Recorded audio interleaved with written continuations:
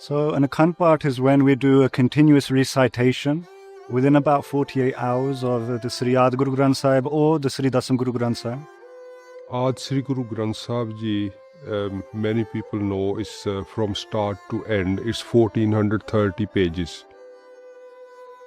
Reading those 1430 pages in one go in approximately 48 hours, and we do 2-hour shifts. Each party, each reader take 2-hour shift, and we read that continuously and from start to end with a particularly code of conduct which is called Sodh in Punjabi.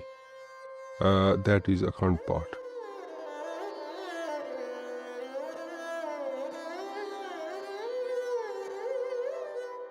Akhand means non-stop. Varni means a recitation of Nam or recitation of any part. So it's a non-stop Varnan or a non-stop recitation of Nam Simran, and that is also done with a special code of conduct. There's different types of Varnis as well, so you can do one with either Chaupe, you can do it with Japji Sahib, and you can do one with Bhajandi Varni. And if Sadhguruji permits, then on special occasions we also do Chandi Diwar as well.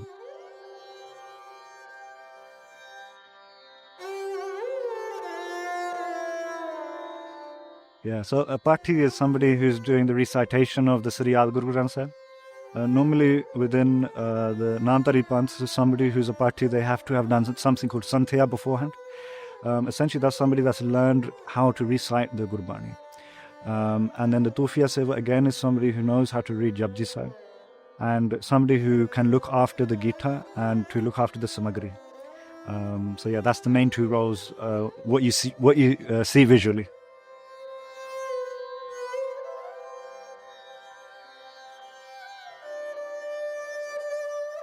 In our Namdhari Sikh Maryada, which is Akhand Paath Maryada, is we have 5 Pathis who read Ad Sri Guru Granth Sahib, and they do 2-hour shift each of them. And then we got 5 Tufiyas who read continuous part of Japji Sahib, and they do 2 hours each of them. So we got 5 Pathis, 5 Tufiyas, and we have got 2 Langri, the people who prepare a special way, a special code of conduct to prepare food. That's called Langris. So we got 2 Langris and we got 2 Paredars who take care of everything. If any of those Pathis or Tufiyas or Langris, they need any kind of assistance, those Paredars, they help them out. So we got about 14 people on standby when we're doing the part. What's involved during a Akhand Paath is many things. I think if I was to encapsulate all of it, it's all seva. And obviously the main seva is the continuous recitation of Gurbani. So whether it's Sri Adi Guru Granth Sahib or Sri Dasam Guru Granth Sahib. But what we have, what is quite unique for Namdharis, is that for next to the Akhand Paath, we have something we call Tufiya Seva. And Tufiya Seva is one, you have something called a Gita. And the Gita, we put a coal on top and that's set on fire. And you can say it's like our old school light bulb. That back in the day, this is how they used to make sure there was light throughout the duration of the Akhand Paath. And they would also put incense, and they would do continuous recitation of Japji Sahib. And essentially what that means is the Japji Sahib is considered the Sar of the Sri Adi Guru Granth Sahib. It's considered the foundation Bani. And sometimes we think Japji Sahib is really easy, but anybody that's done Santhya or learnt Gurbani, they'll realize that actually Japji Sahib is probably the hardest Bani to learn how to pronounce correctly. And essentially that Bani is recitated continuously to cover any mistakes that are being made during the main recitation of the Sri Adi Guru Granth Sahib. So that's quite unique for us, so that we have that continuously recitation. For one, for them to look after the Gita, which is the continuous fire, the incense, as well as the continuous recitation of Japji Sahib. It's split into 2-hour roles. If I say from the time of Sadhguru Ram Singh Ji, when there was a lot of, you could say, difficulties of trying to do Akhand Paaths, And in the lower langar in Sri Pani Sahib, what they would used to do is they would used to dig underground, and they would create underground caves so they could do Akhand Paaths underground. And people in the langar would go in there and hide from the police. And people, if they used to get caught, about 5 years prison, 7 years prison. So just for doing an Akhand Paath, it was 7 years of prison. And obviously you can think, for the empire at the time, why would they have any animosity to somebody doing an Akhand Paath? But I think it just shows how powerful it is.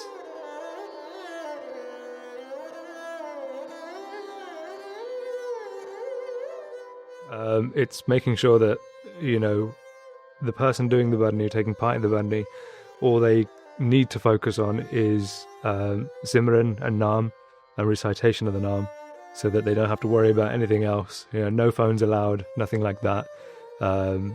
So all of the same logistics, langar, preparation, everything is the same. It's just one is focusing on just doing recitation of Naam, and the other is Gurbani.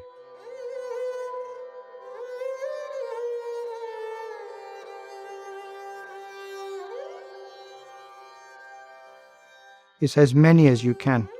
Yeah, the more the better. I mean, to what the setting we've had is 2 hour slots per individual. Yeah, but if someone wants to do an hour, yeah, the more we have, the better, isn't it? Otherwise, it's not just these guys can do it. Even if you're not up there, as in spiritual wise, it's just getting the involvement of it.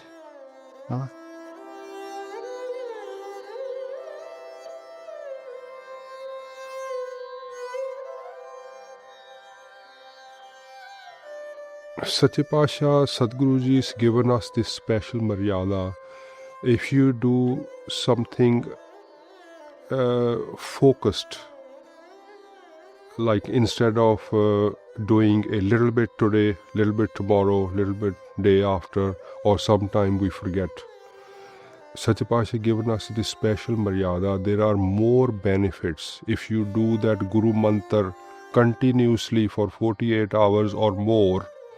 And if you read that Gurbani continuously, and you got the opportunity to listen to that Gurbani as well, and you create that environment with the blessing of Sadhguruji, with grace of Sadhguruji, you create that environment which is very highly spiritual. If you are in that environment, it definitely help you to connect with your higher levels.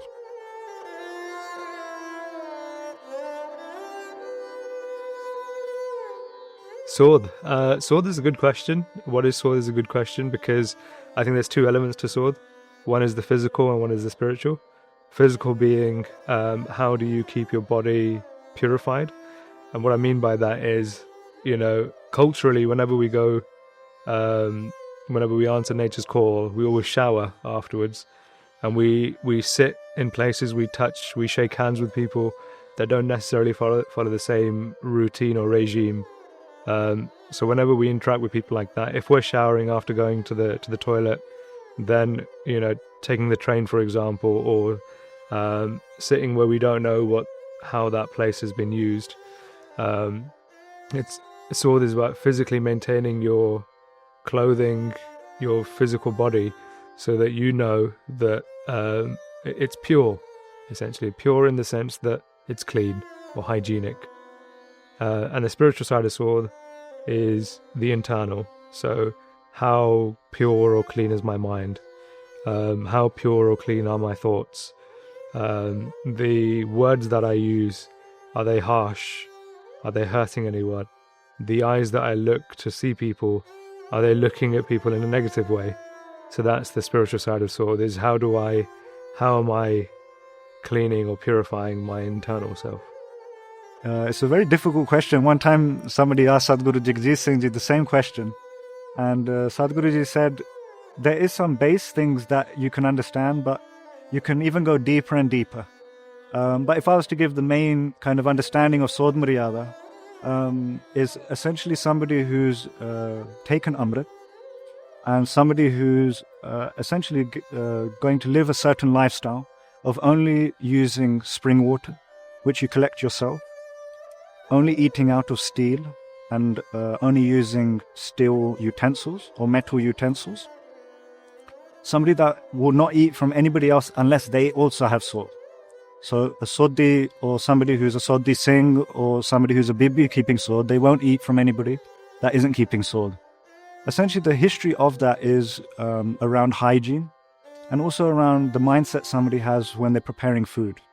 So what we believe is when you're preparing food, it has a big impact on your mind. Sadhguru Jagdish Singh used to give the example that imagine you're looking at a photo. If you look at the photo of some actress, the photo is not touching you. It's so far away from you. It's just entering you via your vision. What effect it has on your mind.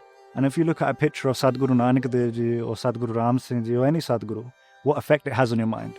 Imagine that's something you're looking at it and you're just seeing it visually, but it's not touching you. Whereas food is actually going inside your body.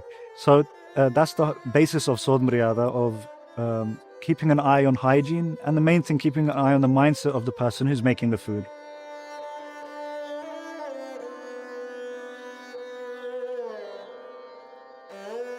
Keeping Sodh it isn't really difficult. It's a daily battle, I think. The physical side of things is just it's a lifestyle change. So the way that, the water that you use to shower with, the way that you cook your food, the time of when you eat food and that sort of thing. So that's all the lifestyle bits and bobs. But the continuous self-improvement side of Sodh is the internal, and making sure that every day you are better than what you were yesterday, spiritually. Keeping Sodh is not difficult, depending on yourself how you want to keep it. It's basically having the water and having bath with Sodh water every time.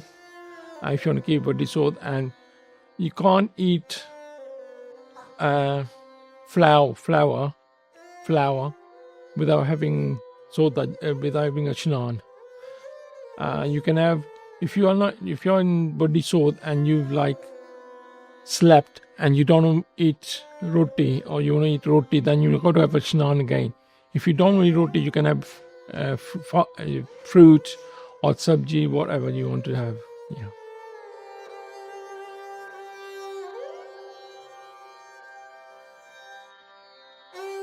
It's a good question. So there's a couple of ways.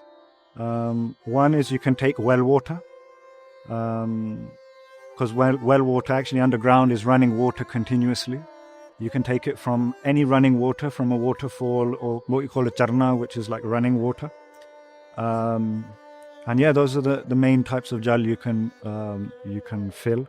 You can't fill any stagnant water or any water that's come from a pipe. That's not considered Sodha Jal.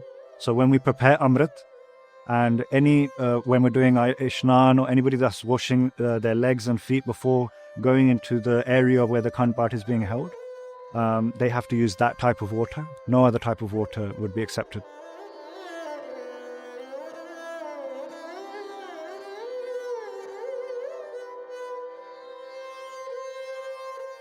Yes, yeah. So that physical element is key, is important.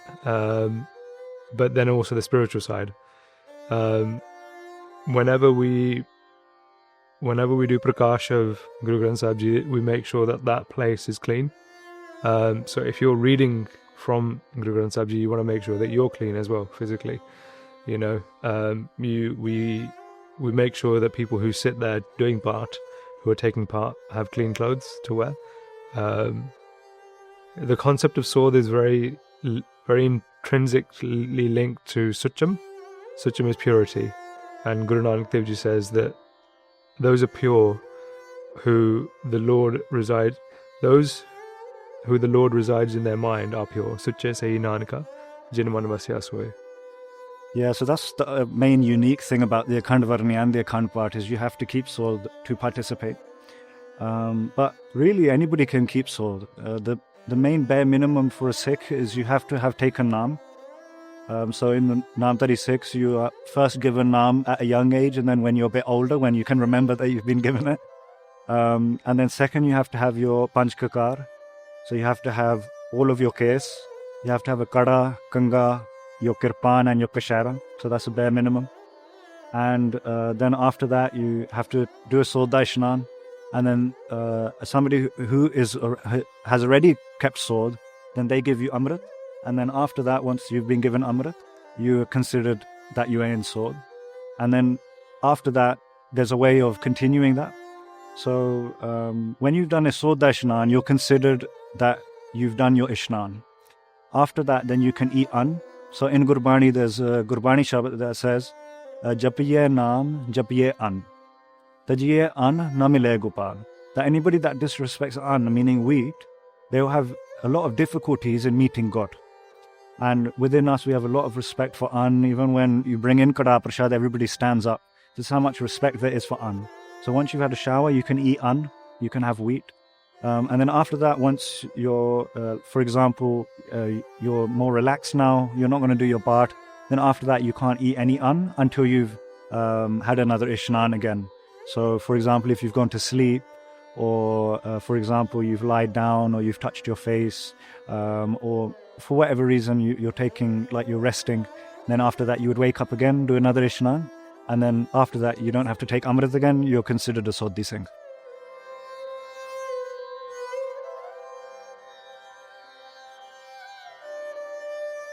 There is not really such thing as Shoti Sodh, but because of the Western world and people not being able to adhere to the strict regime of Vaddi Sodh, people have decided they will do maybe not eat from outside, not use tap water, or just use stream water, well water, which just means you're not a proper Sodhi until you are Vadda Sodhi. So it's just something we as, people who are unable to do the proper Maryada has adhered to. I think once I spoke to Sadhguruji about this, and really Sodh is Sodh. But Sadhguru Jagjit Singh Ji to essentially give encouragement to everybody to take small steps towards Sodh Maryada. Essentially, there was a category where you would start by just using the spring water. You wouldn't do the other things in terms of making sure you bathe in a certain way, make sure you're eating wheat at a certain time, making sure you're manjing or using sand, bartan manjane. You wouldn't do all of that. You would just use your spring water, and that would be your one step towards Vaddi Sodh.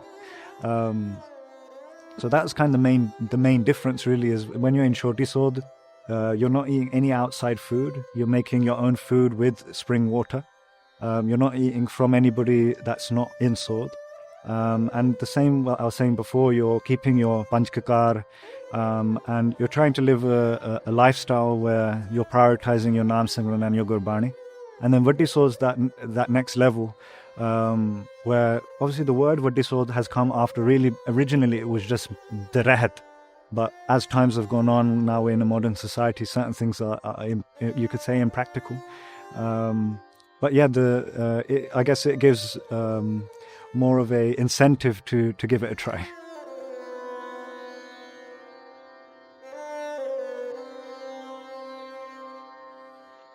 So, obviously we collect water in a utensil or in a drum or in some kind of... So normally they are made of metal or stainless steel or clay as well. But we make sure that all those utensils are well cleaned with making sure there's no dirt stuck to it. Firstly, they are normally cleaned with the soap, and then they are cleaned with the sand, and then we put them into a special kind of cover, and we put those utensils in them, and then we put that Sodh the water, making sure we do not contaminate that water with our dirty hands. We have to clean our hands, or we have to wear special gloves to collect that water. I mean, it depends. If you want to collect Vaddi Sodh da Jal, you got to be saying that you have to be in Vaddi Sodh to collect Vaddi Sodh da Jal. But with Jari Choti Maryada, you don't have to be in Vaddi Sodh. You can collect the water normally. What water sources are considered salt? Running stream water, well water. And it's got to be running downstream, not upstream, downstream. Is rainwater salt as well? Yes. Yeah, so you have to cover your mouth. When you're collecting it, we normally cover it. So when you're collecting it, any kind of debris that is in the running water is collected, and so you can take that out. The drum that you fill the jal in, what we normally do here, obviously, if you've got natural running water close to you, for example, anybody that's been Pani Sahib, you can just go to a kui. But here we fill water in a drum. And in that drum, first we mange the drum. When we say mange, we use sand. So this is coming from the time of Guru Gobind Singh Ji, where you would use sand to essentially kind of make a utensil sterile. There's lack of a better word because there's no words in English for any of these things. But you would make it sterile with the sand. And once you've made it sterile, then you cover it, because once it's touched anything, you couldn't use it anymore because it would be considered non-sterile. So you would cover it, and then as you've gone, you would wear gloves. You'd use a jug or another steel utensil to fill it, and then you keep that. Especially, you make sure it doesn't get wet, and that drum that has that jal would be considered in Sodh.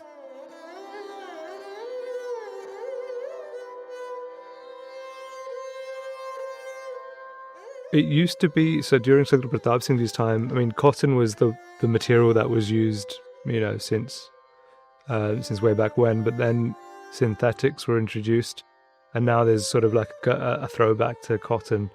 So, I don't think there's one particular material that's considered Sodh and not Sodh. I think the exception to that rule will be silk. So silk is now very much not considered Sodh, but cotton synthetics that are used. During the times of Sadhguru Ram Singh Ji, the main material that was used was cotton.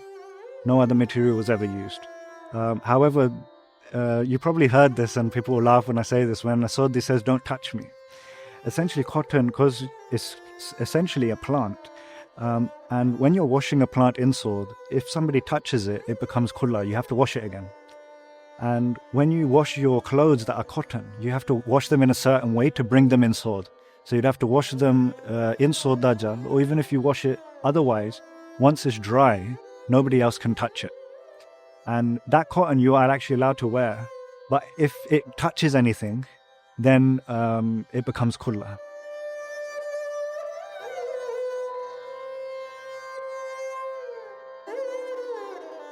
We need the youth to get involved enormously because they are the next generation going forward. So ਉਹਨਾਂ ਨੂੰ ਸਿੱਖਣ, ਜਿਹੜੇ ਹੁਣ ਸਾਡੇ ਆਪਣੇ ਸਿਆਣੇ ਹੈਗੇ, ਬਜ਼ੁਰਗ ਹੈਗੇ, ਜਿਨ੍ਹਾਂ ਨੂੰ ਪਤਾ ਸੋਧ ਮਰਜ਼ਾਦਾ ਦਾ ਕਿੱਦਾਂ ਕਰਨਾ ਆ, ਤੇ in order for us to move forward and for our culture to move forward, we need the youth's participation. It's paramount. Not a lot of youth can read Punjabi, but everybody can do Naam Simran. So Akhand Varni, everybody is welcome to join. We are here, we can teach them how to keep that special code of conduct, special way to do the Sodh, special way to do the Ishnan, and we got many sevadars who will be able to teach them, and we have got many sevadars in ladies as well who can teach the young girls as well. There are so many different types of seva that youth can take part in making langar, in serving langar, or youth can take part in collecting water. Youth can take part in preparation of the area, like we got to clean it, and then youth can take part after the part is finished, after the Akhand Varni is finished. We need to clear that area, clean that area, making sure it's ready for next week for Saath Sangat to use.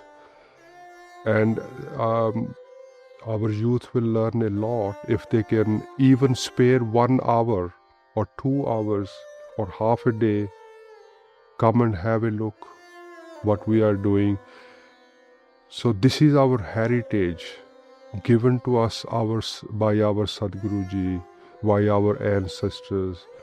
This need to be learned. They can do seva by giving Sodh Dashnan to somebody, cutting fruit or vegetables for cooking, right? Other helps than they need. And if they was to give Sodh Dashnan to someone, would they have to be in Sodh themselves? No, they don't have to be in Sodh themselves, but when they want to give Sodh Dashnan, they have to wear a glove or a sucha kapra in the hand so they don't touch the jug with the water in it. Yeah, they can do the Akhand Paath if you are really a good party. Yeah, I'm sure there's space there to do that. But I think the first stepping stone would be to do with the Akhand Varni. Yeah, start with that, and then slowly progress. Even if like what we done last year in our Akhand Varni is the parents sat in the Akhand Varni. Yeah, but the children we just got them to sit in the side. So they were not really they're not really participating in it, but they were just being part of it.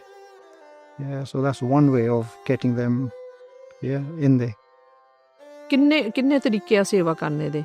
You can start off small and then ਹੌਲੀ ਜੇ ਤੁਹਾਡੀ ਮਨ ਦੀ ਸ਼ਰਧਾ ਹੋਵੇ ਵੀ ਆਹੋ ਮੈਂ ਸਿੱਖਣਾ ਆ, ਫਿਰ ਬੰਦਾ ਬਹੁਤ ਕੁਝ ਸਿੱਖ ਸਕਦਾ ਆ. ਤੇ ਪੰਜਾਬੀ ਵੀ ਨਾਲ ਹੌਲੀ ਸਿੱਖ ਸਕਦੇ ਆ, ਹਨਾ. ਮੈਨੂੰ ਇੰਨਾ ਪਤਾ ਵੀ ਮੈਂ ਦੇਖਿਆ ਫੈਮਲੀਜ਼ ਦੇ ਵਿੱਚ ਵੀ ਕਈ ਜਦੋਂ ਯੰਗ ਆ ਉਹਨਾਂ ਨੂੰ ਨਹੀਂ ਇੰਨਾ ਪਤਾ ਹੈਗਾ, ਬਟ ਐਜ਼ ਦੇ ਗੋ 올ਡਰ ਨਾਲੇ ਤਰੀਕੇ ਹੁੰਦੇ ਆ ਬੱਚਿਆਂ ਨੂੰ ਸਿਖਾਉਣ ਦੇ. ਪਿਆਰ ਦੇ ਨਾਲ ਸਤਿਗੁਰੂ ਜੀ ਕਹਿੰਦੇ ਹੁੰਦੇ ਸੀਗੇ ਵੀ ਤੁਸੀਂ ਬਹੁਤ ਕੁਝ ਸਿਖਾ ਸਕਦੇ ਆ. ਸੋ ਪਿਆਰ ਦੇ ਨਾਲ ਤੁਸੀਂ ਇਹ ਰੱਖੋ ਵੀ ਅਸੀਂ ਇੱਦਾਂ ਕਰਨੀ ਆ. ਅਤੇ ਪੰਜਾਬੀ ਵੀ ਹੁਣ ਆਪਾਂ ਨਾਲੇ ਯੂਥ ਗੁਰਦੁਆਰੇ ਜਾਊਗੀ ਤਾਂ ਫਿਰ ਹੀ ਉਹਨਾਂ ਨੇ ਕੁਝ ਸਿੱਖਣਾ ਆ, ਹੈ ਨਾ. ਸੋ ਮੇਕ ਦ ਗੁਰਦੁਆਰੇ programs more engaging for the youth as well, not just going ਵੀ ਨਿਤਨੇਮ ਕਰਨਾ ਅਤੇ ਬਾਅਦ 'ਚੋਂ ਕੀਰਤਨ ਕਰਨਾ. 1 week ਤੁਸੀਂ ਇਹ ਵੀ ਰੱਖ ਸਕਦੇ ਆ ਵੀ ਅਰਦਾਸ ਕਰਕੇ ਆਸਨ ਸਮਾਪਤੀ ਕਰਕੇ ਗੱਲਬਾਤਾਂ ਕਰੋ ਵੀ ਤੁਹਾਨੂੰ ਕੀ ਚਾਹੀਦਾ ਜਾਂ ਤੁਸੀਂ ਗੁਰਦੁਆਰੇ ਆਉਂਦੇ ਆ, ਕੀ ਸਿੱਖਣਾ ਚਾਹੁੰਦੇ ਆ ਤੁਸੀਂ, ਹੈ ਨਾ. Make them feel more involved. Practical advice is just contact somebody and really don't be nervous or don't think, oh, somebody's going to tell me I'm doing something wrong. If anybody does that to you, let me know. Our whole aim is to teach everybody with love and have fun while we're doing it, and also learn about our heritage.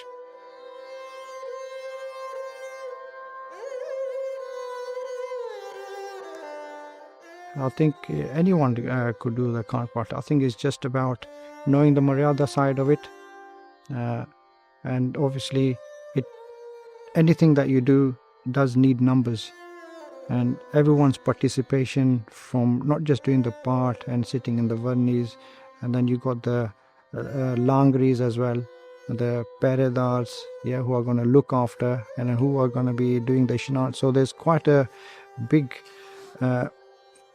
a picture behind the scenes that all the satsanga does need to get involved for an Akhand Paath or Akhand Varni to happen.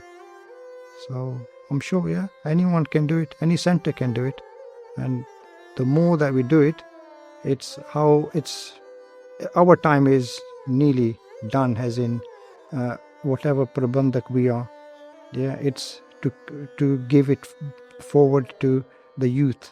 So they're the ones who are going to take this forward.